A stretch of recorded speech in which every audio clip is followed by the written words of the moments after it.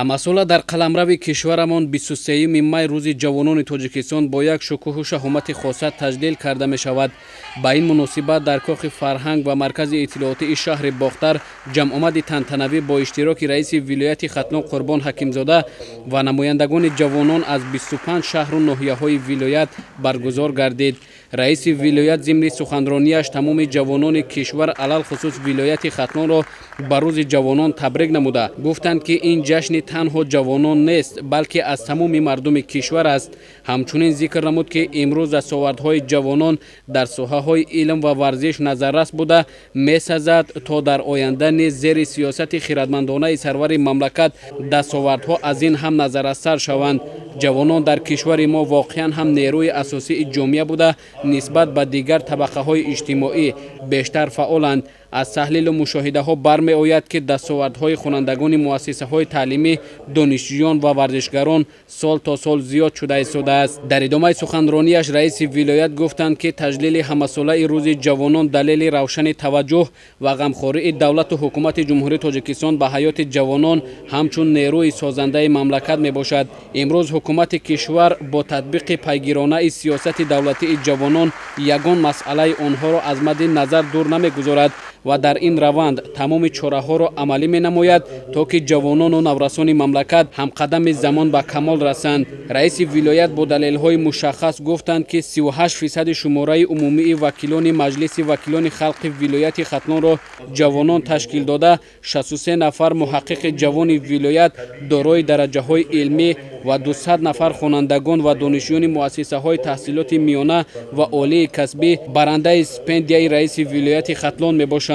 чуноне аз сарчашмаҳои таърихӣ бармеояд ҷавонони бонангу номуси кишварамон дар масири таърих барои зиндаву пойбарҷо мондани забони давлатӣ ва миллат ҷонҳисориҳо карда ки имрӯз ҳамагон бо забони тоҷикӣ гуфтугӯ мекунем ва меболем то забони модарии худро дорем. имрӯз сокинони сайёраро хатарҳое чун бемории сироятии коронавирус, тағйирёбии иқлим ва терроризму экстремизм таҳдид мекунад. аз ин рӯ мебояд ҳар як сокини ин сарзамин алалхусус наврасону ҷавонон ҳушёру зирак бошанд ва баҳри ҳифзи меҳан ва суботи сартосарӣ саҳми худро гузоранд. хоинону бадхоҳони миллат ки дар хориҷ аз кишвар ба ҳар роҳу восита ба сӯи миллати тоҷик санги маломат мезананд, нагузорем то он бадхоҳон ба ҳадафҳои нопоки худ бирасанд. дар сайтҳои интернетӣ ба суханони бадхоҳон мушаххас ҷавоб гардонед то назару нигоҳи мардум алалхусус насли наврасро тира насозанд. Қурбон Ҳакимзода бо ёдоварӣ аз ҷонфидоиҳои ҷавонони марзбони кишвар гуфтанд ки ҳеҷ гоҳ номи он фидоиёни меҳан фаромӯш нахоҳад шуд, зеро онҳо ҳаёти худро қурбони тинҷиву оромии кишвар ва хоки муқаддаси ватани худ кардаанд. дар идома аз ин тадбир якчанд нафар ҷавонон аз шаҳру ноҳияҳои вилоят суханронӣ намуда изҳори миннатдорӣ ба сарвари мамлакат ва ҳукумати кишвар намуда гуфтанд мо ҷавонон дар ҷавоб ба ин ҳама дастгириву ғамхориҳо бо донишу маҳорат ҷавоб хоҳем гардонид. онҳо баргузории озмунҳои ҷумҳуриявии фуруғи субҳи доноии китоб аст. тоҷикистон ватани азизи ман ва илм фуруғи маърифатро аз иқдомҳои наҷиби ҳукумати мамлакат донистанд. боиси ифтихор ва сарфарозии ҳар яки мо ҷавонон аст ки имрӯз дар доираи таҷлили рӯзи ҷавонони тоҷикистон дар саросари кишвар чорабиниҳои фарҳангӣ маърифатӣ бахшида ба рӯзи ҷавонони тоҷикистон доир гашта истодааст. воқеан ҳам вақте ки роҳбари давлат дар яке аз вохӯриҳояшон бо ҷавонони мамлакат баён доштанд ки мо ба ҷавонони кишвар ҳамчун нерӯи фаъолу боғайрат ташаббускор созанда эътимоди зиёд дорем ва дар раванди бунёди ҷомеаи демократӣ ба онҳо такя менамоем.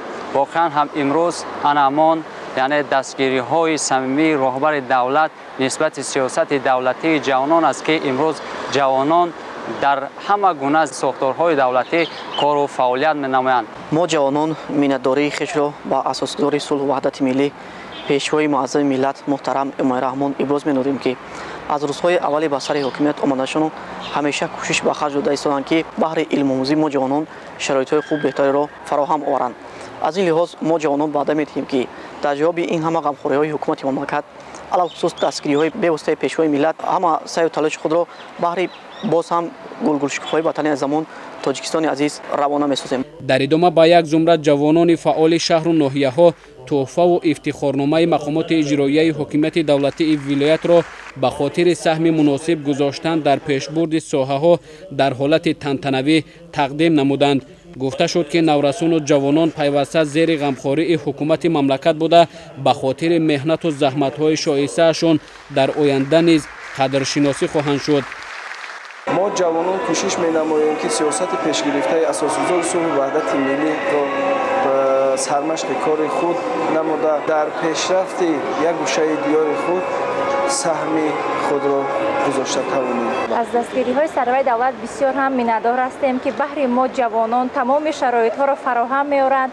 ҳама ғамхориҳои ҷавонпарваронае ки эшон нисбати мо ҷавонон иҷро менамоянд боиси ифтихор ва сарфарозии мо ҷавонон аст. дар ҷавоб мо ҷавонон дар якҷоягӣ камари ҳиммат мебандем, кӯшиш ба харҷ медиҳем ки бо баҳои хубу аъло таҳсил намоем, ба донишгоҳу донишкадаҳои олии кишвар дохил шавем ва дар оянда дар ободонии тоҷикистони биҳиштосоямон саҳми арзандаи худро гузорем.